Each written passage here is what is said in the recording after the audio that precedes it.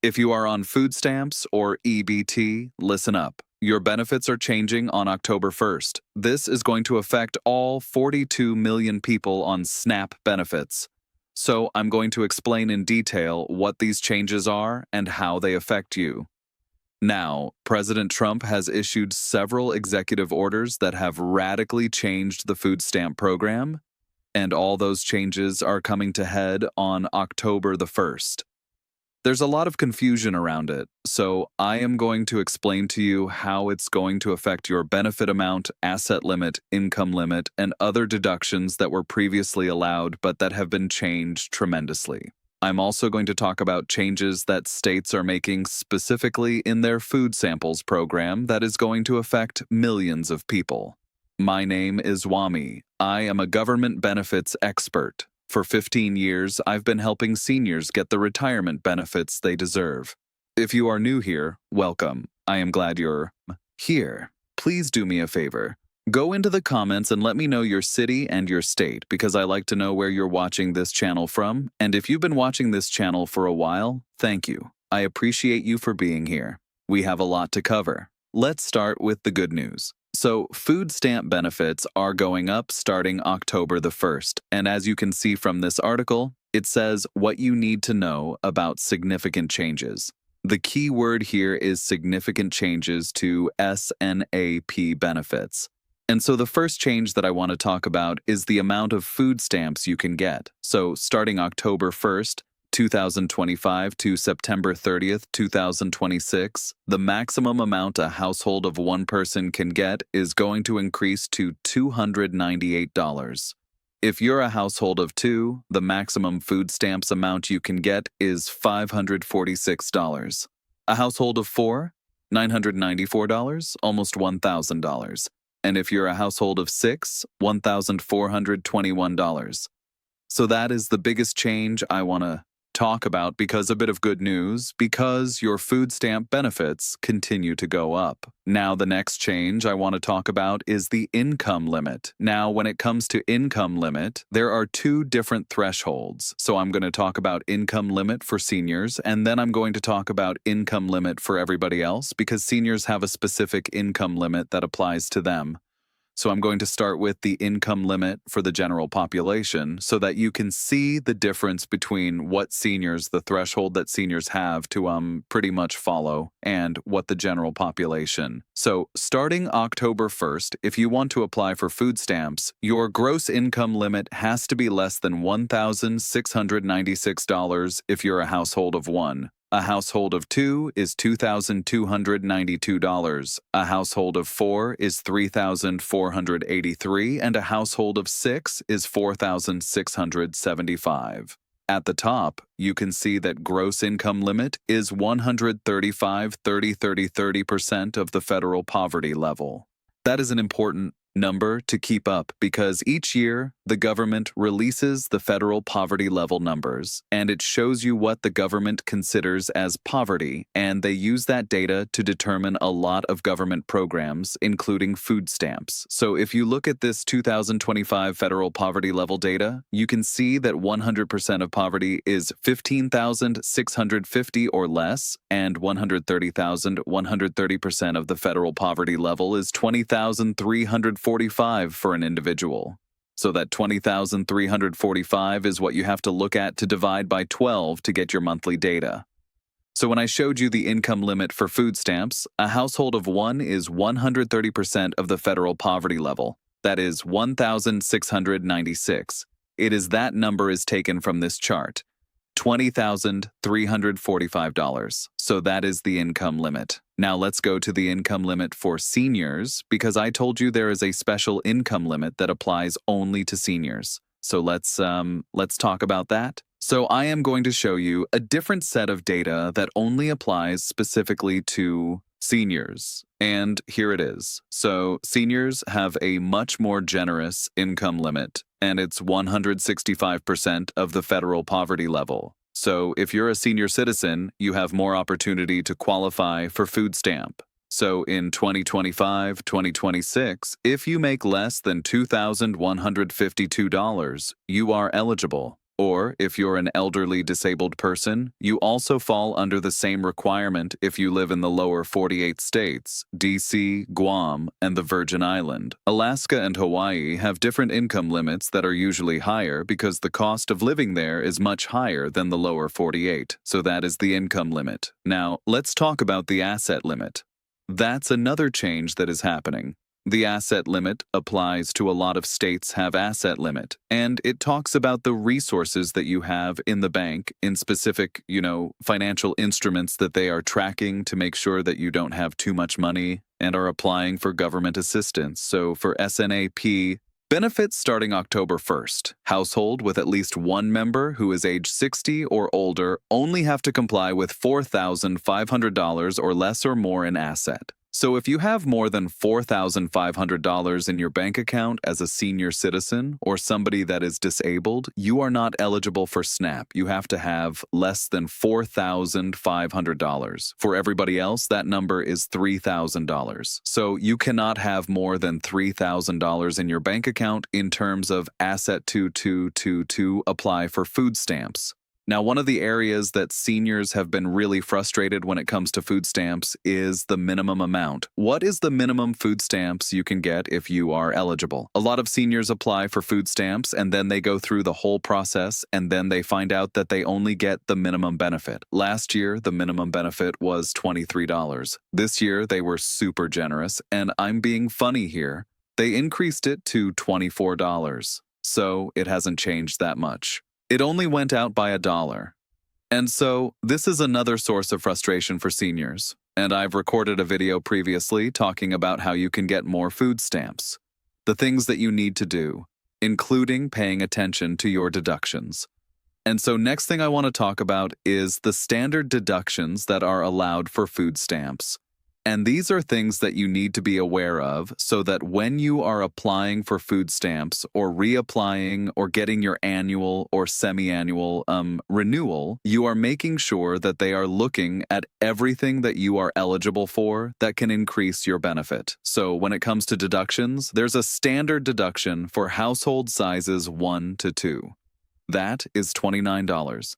If you're a household of 3, $209, and if you're a household of 4, it's $223. Everybody gets this deduction.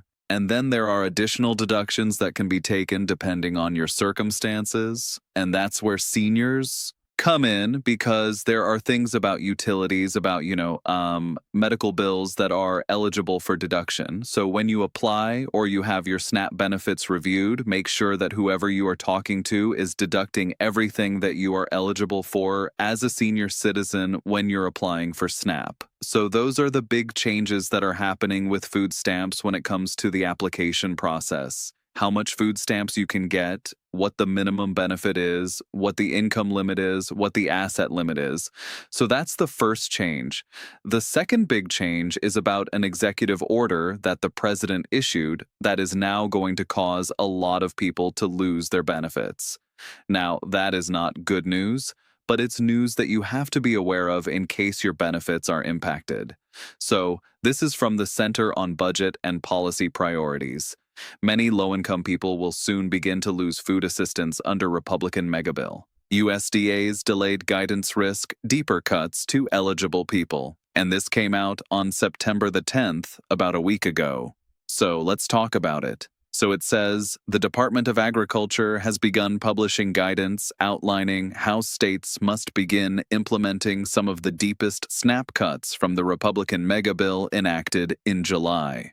While there are still many unanswered questions, some low-income families will see their food assistance terminated or cut substantially this fall. It's happening this fall. We're already in the fall, so it is already here, and you're going to see that happen soon. So who is affected? Though most current participants will face cuts when their SNAP eligibility is next re-certified. States re-certify eligibility for SNAP every 6 or 12 months. Approximately 4 million people in a typical month will lose some or all of their SNAP benefits once the changes are fully implemented based on the Congressional Budget Office estimate. They include families with children, older adults, people with disabilities, and veterans, so you can see these changes cut broadly. They affect seniors. They affect people with disability. Basically, people who are vulnerable have been targeted by this bill, and 4 million of them are going to lose their benefits. So I am going to stay on top of this news and make sure that I bring you updates on the changes. But here is the thing that you need to understand, and it says it right here. Millions of low-income adults will face red tape due to expanded work requirements. Many will lose SNAP. What is that about?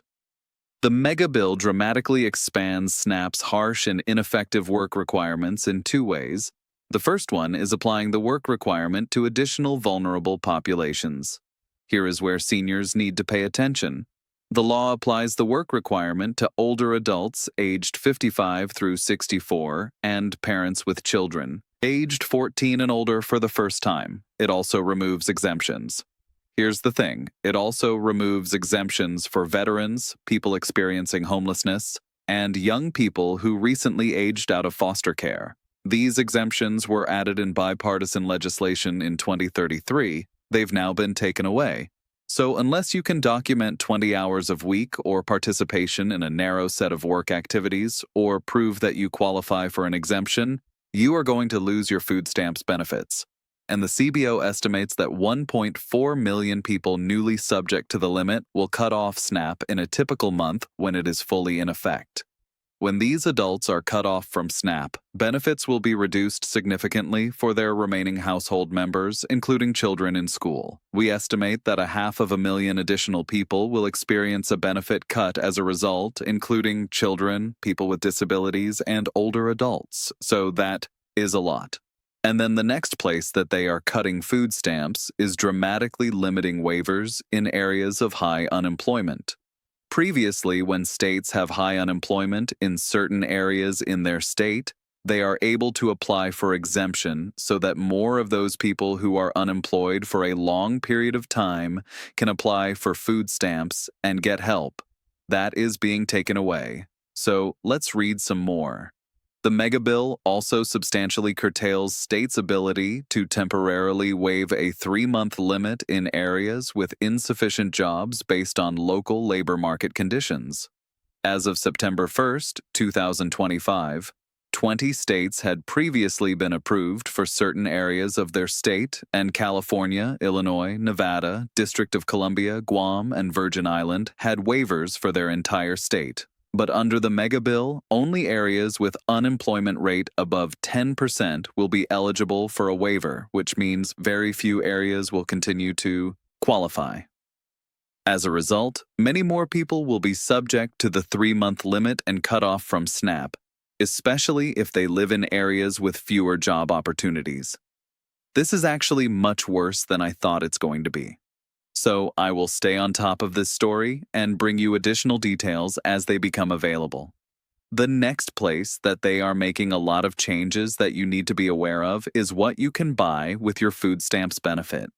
Now, it used to be that there was a set of things that you can buy with SNAP benefits, and it has been standard for a long time, and, the rules have been issued, and people just complied with those things, and it was a very simple set of things that you can buy or not buy with your food stamps benefit. That has not changed for decades. And then recently, states started targeting more things that they don't want people to buy with their food stamps. And what started as something that was being discussed every year as part of the political environment has now gathered steam. And so now there's a whole list of things that you cannot buy with your food stamps, and they're becoming state-specific. So the question is, how do you know what you can and cannot buy, and which states are doing this? So I have a map that I want to share with you that will highlight exactly which states have already implemented this plan and the ones that are considering implementing this plan. But before I show that map to you, let's do this first. Let's talk about currently what can you buy with food stamps. Well, you can see here that it says any food for household consumption, fruits and vegetables, meat, poultry and fish, dairy products, bread and cereals, other foods such as snack foods and non-alcoholic beverages. See that part? Other foods such as snack foods and non-alcoholic beverages. Seeds and plants which produce food for the people. Household to eat. Already, you could not buy beer, wine, and liquor with food stamps. You cannot buy cigarettes and tobacco, food and drink containing controlled substances such as cannabis, marijuana, CBD. All of that makes sense. Vitamins, medicines, supplements. If an item has a supplemental fact label, it is considered a supplement and is not eligible for SNAP. That makes sense. Live animals, except shellfish, fish removed from water, and animals slaughtered prior to pickup from the store, foods that are hot at the point of sale, non-food items such as pet food, hygiene products, paper products, etc. All those make sense, but now they want to go further, and that's what I want to talk to you about. So, I have this map that I want to share with you that shows you what you cannot buy by state. So, this is a map that Newsweek compiled, and it says, as you can see there, it says states data. Let me make sure you can see that. Yes, it says states banning SNAP junk food due to go into effect in 2026. They have 3 different columns: yes, attempted, and in consideration. So as you can see, the yes part has grown very dramatically. All of this happened this year. So Florida has, banned SNAP junk food purchases. That's going to affect 2.9 million people. Texas has also banned SNAP junk food purchases, is going to affect 3.1 million people.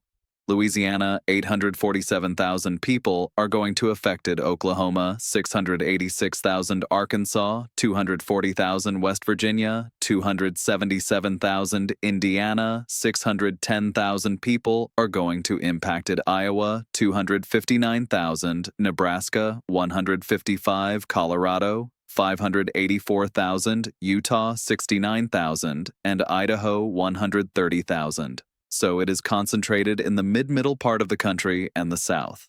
Now, who are the next people in line who are considering doing the same thing? Mississippi is considering as a ban on junk food is going to affect 384,000 people. Tennessee, 711,000. South Carolina, 581,000. Ohio, 1.3 million. Pennsylvania, 2 million. Michigan, 1.4 million. And then, who are the people that have attempted but have not succeeded yet? Montana, 80,000, and Kentucky, 595,000. I'm going to tell you this. This list is coming from the USDA and the Center for Budget and Policy Priorities. This list is going to grow. There is no going back. They are going to continue to pursue this until they get it nationwide. And I won't be surprised if the USDA just does a national policy that covers everything. So those are the SNAP changes that are happening that I wanted to bring to your attention. And before we go, I want to talk to you about Medicare open season that is about to happen. Open enrollment is going to start soon, and I have been talking about the fact that my mission over the next 12 months is to help seniors achieve peace of mind regarding Medicare. I mean that sincerely.